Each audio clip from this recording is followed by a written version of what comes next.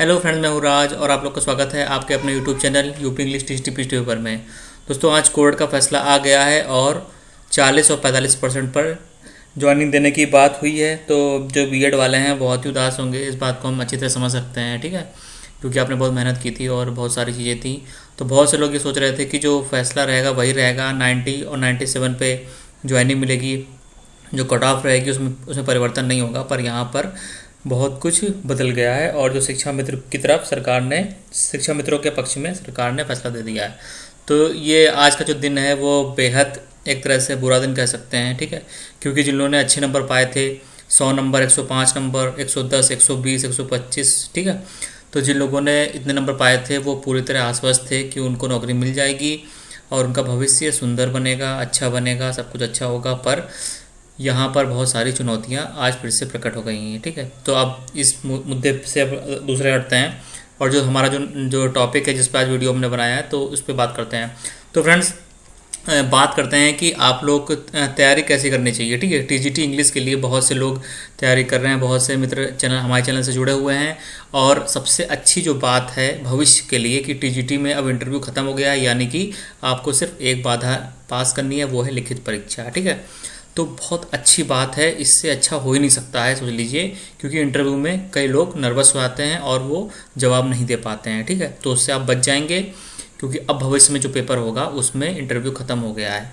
तो अब जो यंगस्टर्स हैं, जो अभी अभी जिन्होंने पास हुए हैं या जो जो पहले से इसकी तैयारी कर रहे हैं, तो अब सवाल ये है कि नोट्स बनाएं, नोट्स कैसे बनाए जाएं, ठीक है। तो पूरी हम इस पर बात करते हैं।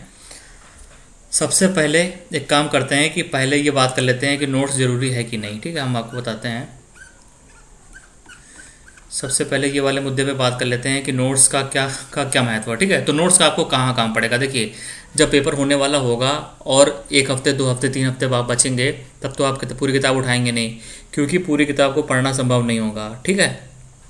तो नोट्स का जो काम है वो फ्लैश वाला काम है, जैसे फ्लैश कार्ड लोग बनाते हैं, ठीक है। फ्लैश कार्ड हम लोग पहले बनाते थे। तो नोट्स का यही काम है कि छोटे में गागर में सागर वाली बात हो जाए और आपके रिवीजन के काम आए। नोट्स का मेन यही फंडा है कि रिवीजन के काम आए, और उसका दूसरा क्या फ़ायदा होगा कि आपको याद हो जाएगा, ठीक है। और जो सबसे नोट्स की आपको ज़रूरत क्यों पड़ रही है, क्योंकि ऐसी कोई किताब नहीं है जो कि बहुत अच्छी हो जिसको पढ़ के पास कर सकें, ठीक है। ऐसी कोई किताब नहीं है, ये बात आपने भी महसूस की होगी। आप लोग बताना जो भी आप लोग को बुक अच्छी लगी, या ऐसी कौन सी किताब है जो सिर्फ उसको ही पढ़ के आप पेपर पास कर सकते हैं, ठीक है। तो आप लोग कमेंट करना, ठीक है। तो पहला क्या फ़ायदा होगा कि आप लोग को याद हो जाएगा। जब आप लिखेंगे तो समझ लीजिए कि 40%, 50%, आप 60% आप लोग को याद हो जाएगा, और दोबारा जब आप उसको पढ़ेंगे तो आपका रिवीजन हो जाएगा, बहुत अच्छी आपकी तैयारी हो जाएगी, ठीक है। तो मतलब नोट्स बनाने से फ़ायदा तो है ही। और जो लोग जैसे नौकरी वगैरह कर रहे हैं तो वो तो हो सकता है कि उतना ध्यान ना दें, लेकिन जिन लोगों के पास समय है वो लोग बना सकते हैं, ठीक है। अब यहाँ पे नोट्स बनाने के बाद आपको याद कर लेना है, पूरा रट लेना है, ठीक है। जब आप उसको रोज़ पढ़ेंगे, रोज़ रट्टा मारेंगे, तो वो आपके दिमाग में बिल्कुल फिट हो जाएगा, क्योंकि बार बार जितना आप प्रैक्टिस करेंगे उतना हो जाएगा। अब पॉइंट नंबर 3 देखिए, सिर्फ ज़रूरी चीज़ को लिखना है, ठीक है।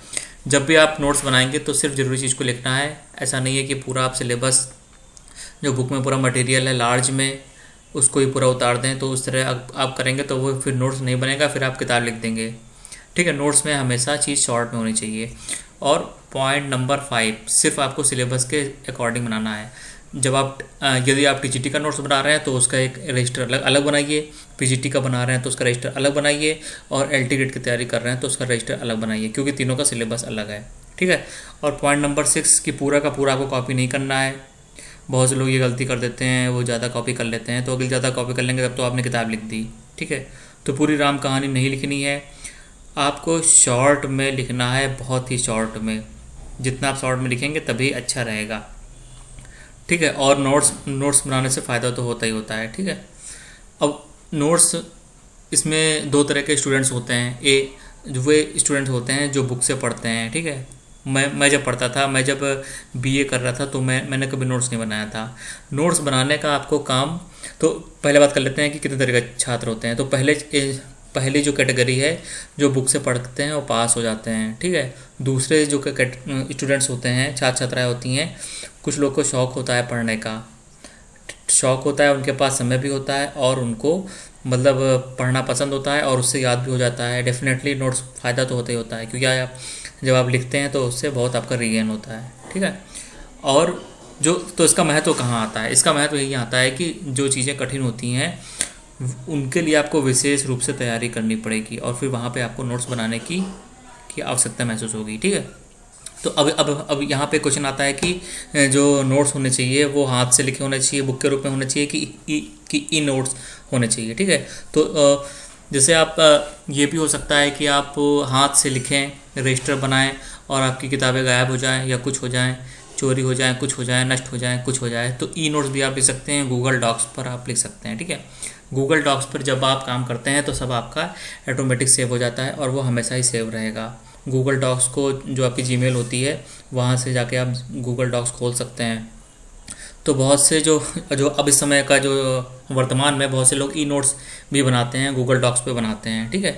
तो आप देख लें जो भी तरीका आपको अच्छा है, पर जो हाथ वाला तरीका है वो ज़्यादा प्रेफरेंस है, क्योंकि जब कोई चीज़ हाथ में होती है तो उसकी बात अलग होती है, ठीक है, उसका महत्व अलग होता है।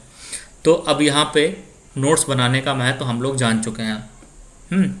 अब आपको हम बताते हैं कि शॉर्ट नोट्स या माइक्रो नोट्स कैसे बनाए जाएं, ठीक है। तो अब हम आपको दिखाते हैं कि शॉर्ट नोट्स किस तरह बनाएंगे। तो सबसे पहले हैमलेट की समरी ले लेते हैं, ये मैंने आपको एक वीडियो में पढ़ाया था, ठीक है। अब ये वाला जो समरी थी ये 671 वर्ड का था, 671 वर्ड्स का था। तो अब देखिए आपको क्या करना है कि सब चीज़ को आपको मिनिमाइज़ करना है, शॉर्ट में लिखना है। जैसे यहाँ पे जो पूरी लाइन लिखी है कि प्रिंस हैमलेट इज़ डिप्रेस्ड, जो डिप्रेस है, having been summoned to home to Denmark from school in Germany to attend his father funeral, he is shocked to find his mother Gertrude already remarried. तो friends, आप ये जो 4 लाइनें हैं इसमें आप अगर देखेंगे तो महत्वपूर्ण लाइन कौन सी है? महत्वपूर्ण लाइन ये लाइन 3 है कि जब हैमलेट होता है वो घर लौटता है तो बहुत शॉक्ड है, आश्चर्यचकित है कि उसकी माँ ने उसके चाचा से शादी कर ली, ठीक है। तो आपको यहाँ पे आपके नोट्स की लाइन मिल गई। जो की फैक्टर्स है वही आपको लिखना है, पूरी राम कहानी आपको नहीं लिखनी है। तो इन तीनों लाइन में सबसे महत्वपूर्ण लाइन है कि हैमलेट जब लौट के घर आया तो उसने देखा कि उसके फादर ख़त्म हो चुके थे और उसकी माँ गर्ट्रूड ने क्लॉडियस, जो कि उसका चाचा था, उससे शादी कर ली, ठीक है। तो अब आप ऐसे नोट्स बनाइए, ठीक है। तो अब आपको समरी लिखना है और हमने समरी लिखी है, कितने वर्ड में लिखी है आपको दिखा रहे हैं। कुल मिलाकर 671 वर्ड्स थे, उसको हमने 215 वर्ड्स में शॉर्टन कर दिया है या कहें मिनिमाइज़ कर दिया है, ठीक है। और एक भी महत्वपूर्ण लाइन मैंने नहीं छोड़ी है जिससे कोई नुकसान ना हो, ठीक है। तो आप वो जो 3 लाइनें थी उसमें महत्वपूर्ण लाइन आप ले लीजिए। Hamlet is shocked to find that his father is dead. जो हैमलेट घर आता है तो वो बहुत ही दुखी है, बहुत ही शॉक्ड है कि उसके पिताजी अचानक उनका देहांत हो गया, किंग हैमलेट का। His mother Gertrude married his uncle Claudius, और उसको जो गर्ट्रूड थी उसने क्लॉडियस से शादी कर ली, ठीक है। तो 2 लाइनों को हमने लिख लिया, बड़ी जो महत्वपूर्ण लाइनें थी। अब उसके बाद और देखते हैं। The queen has wed Hamlet's uncle Claudius, जो कि हमने अब लिख लिया अपने नोट्स में। To Hamlet the marriage is foul incest, worse still Claudius has had himself crowned king despite the fact that Hamlet was his father's heir to the throne. अब 1, 2, 3, 4 इन 4 line में हमें एक बड़ी महत्वपूर्ण लाइन ये क्या मिली है कि क्लॉडियस ने खुद को राजा बना दिया, खुद को राजा घोषित कर दिया और हैमलेट को नहीं मिला, सिंहासन नहीं मिला, ठीक है। तो अब इसको आप अपने नोट्स में लिख लीजिए, ठीक है। तो हमने यहाँ पे क्या कहते हैं, ये देखिए यहाँ पे लिख दिया मोर एवर ही बिकेम किंग, और जो क्लॉडियस था वो राजा बन गया, ठीक है। तो हमने इसको एक लाइन में बिल्कुल शॉर्ट कर दिया। अब उसके बाद क्या है, Claudius has had himself crowned, अच्छा ये तो हो गया है। व्हेन हिज फादर घोस्ट, ठीक है। तो अब इससे पहले कि यहाँ लाइन है कि Hamlet suspects foul play, Hamlet को ये आभास हो जाता है कि दाल काली है, यानी कि कुछ गड़बड़ है। तो यहाँ पे उसको संदेह हो गया, तो हमने अपने नोट्स में क्या लिख दिया, ठीक है। He decides to to investigate, वह फैसला करता है कि वह इस बात की छानबीन करेगा। ठीक है, तो इस तरह हमें नोट्स बनाने हैं, सिर्फ महत्वपूर्ण लाइन को लेनी है। हम आपको पूरा बताएंगे बहुत विस्तार से, जिस तरह आप अच्छी तरह समझ पाएँ। ठीक है, तो यहाँ तक हमारा नोट्स बन गया। अब हमको ये पैराग्राफ जो है इसको नोट्स बनाना है। When his father's ghost visit the castle, Hamlet's suspicions are confirmed.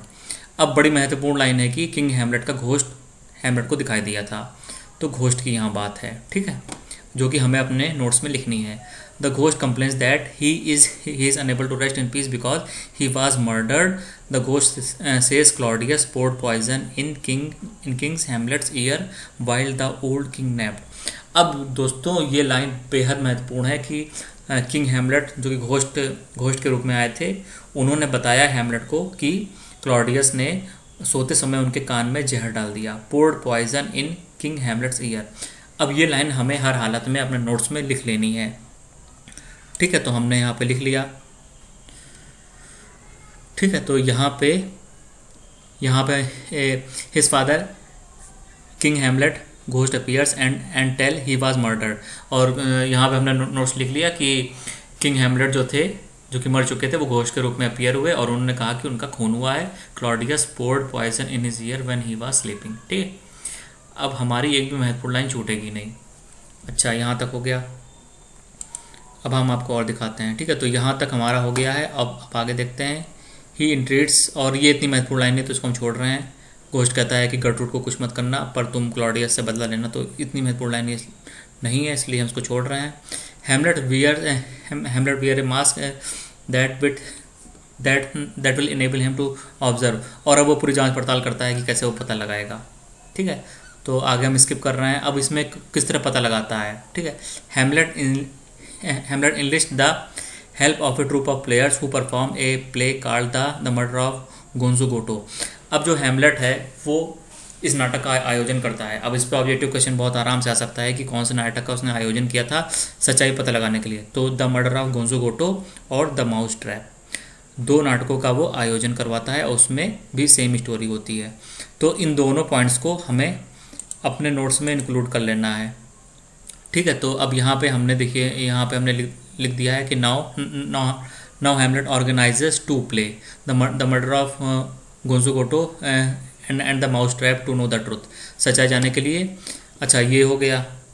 ठीक है, अब आगे देखते हैं इसमें कौन सी लाइन है। अब यहाँ पे क्लॉडियस रिएक्शन टू द, अब जो हैमलेट को जो आभास था कि वो क्लॉडियस है वो रिएक्शन करेगा, वही हुआ। Claudius reaction to the staged murder reveals the king to the conscience stricken, और उसको बहुत ही मतलब वो तुरंत सावधान हो जाता है। ठीक है, Claudius leaves the room because he can not breathe, और उसको सांस नहीं आती है। और यहाँ पे मालूम पड़ जाता है कि वो तो कॉन्साइंस स्ट्रिकन, यानी कि वो तुरंत सचेत हो जाता है। ठीक है, तो इस बात को हम अपने उसमें नोट्स में लिख लेते हैं। तो यहाँ पे हमने लिख लिया है क्लॉडियस इज कॉन्साइंस स्ट्रिकन, वो क्या कहते हैं, बिल्कुल जागरूक हो जाता है, सावधान हो जाता है एकदम। Hamlet decide to take revenge, और जो हैमलेट होता है वो ये फैसला करता है कि उसको बदला लेना है। ठीक है, अब देखते हैं आगे क्या स्टोरी जा रही है। तो अब जब ये सारी लाइनें जब आप देखेंगे तो उसमें जो सबसे महत्वपूर्ण लाइन है कि वो पोलोनियस की हत्या सबसे पहले करता है। ठीक है, उसको स्टैब कर देता है, छुरा उसको घोंप देता है। और कब घोंपता है, जब पोलोनियस जो होता है वो हैमलेट और गर्ट्रूड की बातें सुन रहा होता है चुपके। ठीक है, तो हमको अब इसको लिख लेना है कि सबसे पहले हत्या किसकी हुई है, पोलोनियस की हुई है। पोलोनियस कौन था, चीफ काउंसलर ऑफ क्लॉडियस था, उसका मुख्य सलाहकार था उसके चाचा का। ठीक है, तो हमें इसको अपने नोट्स में लिख लेना है। तो हमने यहाँ पे लिख लिया है he kills Polonius chief counsellor of Claudius. तो आप ब्रैकेट में उसका पद भी लिख लें कि जो कैरेक्टर था वो असलियत में था कौन, किस पोस्ट पे था वो, कौन किसका क्या लगता था। ठीक है, इसको आप लिख लेंगे, अच्छा रहेगा। When he tried to listen the chat of Hamlet and Gertrude ठीक है, ये हमने इसको लिख लिया अपने उसमें। अब आगे देखते हैं कि इसमें क्या स्टोरी है। Claudius punishes Hamlet for Polonius death by exiling him to England. अब यहाँ पे ये बड़ी महत्वपूर्ण लाइन है कि क्लॉडियस ने वो बहुत डर गया और वो सोचा कि हैमलेट मेरे लिए हानिकारक हो सकता है, तो उसको देश निकाला दे दिया, इंग्लैंड भेज दिया। ठीक है, तो ये हमें देश निकाले वाली बात अपने उसमें लिखनी है। He has brought Hamlet school chums Rosencrantz and Guildenstern to Denmark, और उसको क्यों रोजनक्रैंट्स और गिल्डनस्टर्न को क्यों भेजा था? सच्चाई पता लगाने के लिए कि हैमलेट जो है वो पागलपन की एक्टिंग क्यों कर रहा है, सच्चाई क्या है। ठीक है, तो ये दोनों बातों को हमको अपने नोट्स में लिख लेना है। तो हमने यहाँ पे लिख लिया है कि क्लॉडियस एग्जाइल्स हैमलेट। और जब भी आप नोट्स बनाइए तो प्रेजेंट टेंस में आप बना लीजिए। ठीक है, तो ये बहुत अच्छा रहेगा। आप चाहें तो पास्ट में बना सकते हैं, पर जो प्रेजेंट है वो भी बहुत अच्छा रहता है। Claudius exiles Hamlet. तो आपको ये लगेगा कि कोई आपको स्टोरी सुना रहा है, तो क्लॉडियस उसको देश निकाला दे देता है और रोजनक्रैंट्स और गिल्डनस्टर्न को वो उसके साथ में भेजता है यह पता लगाने के लिए कि वो पागलपन की क्यों एक्टिंग कर रहा है। ठीक है, अब जो इसमें महत्वपूर्ण एक बात और थी कि जो पायरेट्स होते हैं वो हमला कर देते हैं, तो रोजनक्रैंट्स और गिल्डनस्टर्न मारे जाते हैं, हैमलेट सुरक्षित घर वापस आता है। ये आप लिख लीजिए। ठीक है, अब आगे देखते हैं कि स्टोरी और इसमें आगे क्या हो रही है। महत्वपूर्ण, सिर्फ महत्वपूर्ण लिखना है। अब इसमें जो है, जो हैमलेट की जो प्रेमिका होती है ओफिलिया, वो डूबकर मर जाती है। इस बात को आप लिख लीजिए। ठीक है, हैमलेट ओफिलिया होती है वो बहुत दुखी होती है क्योंकि उसके फादर की हत्या कर दी हैमलेट ने, तो वो मर जाती है। और कैसे मरी? ड्राउनिंग, मतलब कि डूब के मरी। तो इसको भी हम लिख लेंगे अपने नोट्स में कि ये तो हो गया, ओफिलिया डाइज फ्रॉम ड्राउनिंग। ठीक है, डूबने से वो मर जाती है। ठीक है, तो सिर्फ आपको, अब आप समझ गए होंगे कि आपको नोट्स कैसे बनाना है। सिर्फ 3-4 लाइनों को आप स्कैन करिए, 5 लाइनों को, उसमें जो महत्वपूर्ण पॉइंट है, महत्वपूर्ण लाइन है, वही आपको लेनी है। ठीक है, तो यहाँ पे ये हो गया। और उसके बाद नेक्स्ट इंपॉर्टेंट घटना क्या होती है? ओफिलिया के मरने के बाद क्या होती है कि ओफिलिया की जहाँ कब्र होती है उसके अंदर ही लार्टाइस और हैमलेट आपस में सॉर्ड से, यानी कि तलवार से झगड़ा करते हैं, मारपीट करते हैं। ठीक है, तो ये होती है नेक्स्ट, वो होती है नेक्स्ट घटना इसमें होती है। ठीक है, तो जो लार्टाइस होता है वो क्लॉडियस के साथ मिलकर प्लान बनाता है। तो पूरी राम कहानी आपको नहीं लिखनी है, आपको सिर्फ मुद्दे की बात लिखनी है, एकदम वन लाइनर। ठीक है, तो जब झगड़ा हो रहा होता है तो लार्टाइस की जो तलवार होती है वो छूट जाती है, हैमलेट उसको उठा लेता है और लार्टाइस को मार देता है और लार्टाइस मर जाता है। ठीक है, तो इसको हम अपने नोट्स में लिख लेंगे। ये देखिए यहाँ पे हमने लिख लिया है कि Hamlet fight with Laertes in grave of Ophelia. अब यहीं से एक ऑब्जेक्टिव क्वेश्चन बन जाता है कि झगड़ा कहाँ हो रहा था? तो ओफिलिया की कब्र के अंदर हो रहा था। In grave of in inside grave of Ophelia with poison sword, Hamlet grabs Laertes sword. Hamlet ने लार्टाइस की तलवार उठा ली थी एंड कट्स हिम, और उसको घायल कर दिया था। लार्टाइस डाइज, जो लार्टाइस था वो मर गया था। ठीक है, अब यहाँ तक हो गया। अब देखते हैं इसमें नेक्स्ट इंपॉर्टेंट कौन सी घटना थी। अब जो गर्ट्रूड होती है वो जहर से भरा हुआ प्याला, या कहें शराब या कोई और पेय पदार्थ था, वो पी लेती है। और उसको किसने प्लान किया था? वो क्लॉडियस ने प्लान किया था कि हैमलेट उसको पी के मर जाएगा, पर गलती से गर्ट्रूड उसको पी लेती है। ठीक है, तो अब इसको, ये वाली जो बात है, जो गर्ट्रूड के मरने वाली बात है, इसको आप अपने नोट्स में लिख लीजिए। Gertrude takes poisonous cup which was plan by Claudius. Claudius ने इसको प्लान किया था, उसको मर जाती है। सी डाइज, वो मर जाती है। अब इसके बाद क्या होता है? अब इसके बाद अंत में बचता है क्लॉडियस। ठीक है, जो मेन विलन है उसको बचता है। तो Hamlet stabs Claudius with the poison sword and then pours the last of the poison wine down the king's throat. ठीक है, तो क्या कहते हैं, जब उसको मार देता है तो आखिर में जो बचा कुचा होता है वो भी उसको पिला देता है क्लॉडियस को, तो वो पूरी तरह मर जाता है। तो यहाँ पे आपको ये भी बात लिख लेनी कि हैमलेट ने इसको क्लॉडियस को मारा था। किससे मारा था? पॉइजन सॉर्ड से मारा था। ठीक है, तो हमने इसको यहाँ पे लिख लिया।